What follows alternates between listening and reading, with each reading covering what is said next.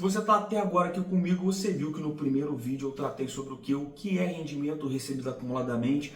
Novamente, essas informações estão de forma muito mais técnica explicada lá no meu site edulemos.com.br. Vamos tratar agora sobre os cuidados desse tipo de declaração no imposto de renda da pessoa física, que é o que interessa, né? Como declarar no imposto de renda.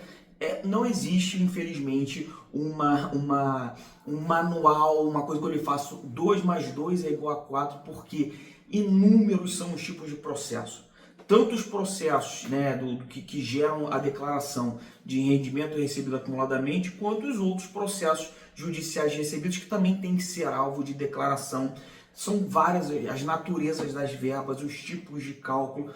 Então, assim, infelizmente não existe uma receita de bolo. Mas com relação ao rendimento recebido acumuladamente, que é o objetivo principal desse vídeo, você tem que ter alguns cuidados com. Se você for lá no programa de imposto de renda, ele vai lhe pedir, por exemplo, número de meses. Aí você vai ver o que é o número de meses. Existe um erro muito comum, tá, de contribuintes, inclusive de advogados e contadores, que acham que o tal do número de meses NM é um número de meses do decurso do processo até o recebimento. Não, não é isso. O número de meses é o número de competências de meses com valor tributável maior do que zero, que deu origem ao recebimento que está sendo declarado. Exemplo, você recebeu um processo judicial onde recebeu horas extraordinárias de janeiro a junho de um determinado ano. De janeiro a junho são o quê? 6 meses. Então o número de meses é 6, independente se o seu processo levou 10 anos para que você tenha recebido.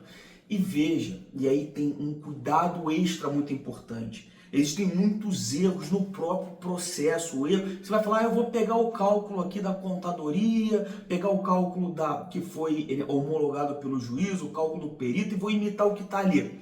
Não é assim, você tem que conferir. Muitos cálculos errados ocorrem e a Receita Federal, em procedimento de malha fiscal, ela não vai querer saber se você imitou o cálculo que foi homologado, se quem errou foi o juiz, ela quer a informação correta dela, porque o número de meses ele é fundamental para a apuração do imposto devido ou do imposto a ser restituído.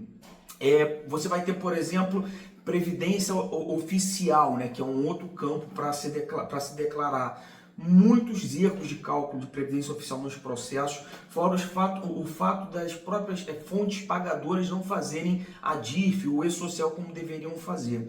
Então é muito importante que você tenha uma assessoria técnica que conheça a análise do processo, o que é um processo judicial, o que é um processo federal, o passo a passo, e possa conferir essas verbas para que você tenha toda a certeza necessária e importante para se defender com eficiência numa malha fiscal. Porque aí nós vamos para o terceiro e último vídeo, nessa coisa muito resumida e sintética, que é o que acontece com 70% das declarações, mesmo estando corretas, ficarem em malha fiscal. Mas você não pode se desesperar. Se você tem acesso, se você tem um manual de lançamento, se você contratou um técnico, por exemplo, com o serviço que nós prestamos, e tem tudo mastigado, você vai conseguir se defender. E fica comigo aí que eu vou falar agora sobre malha fiscal nesses procedimentos.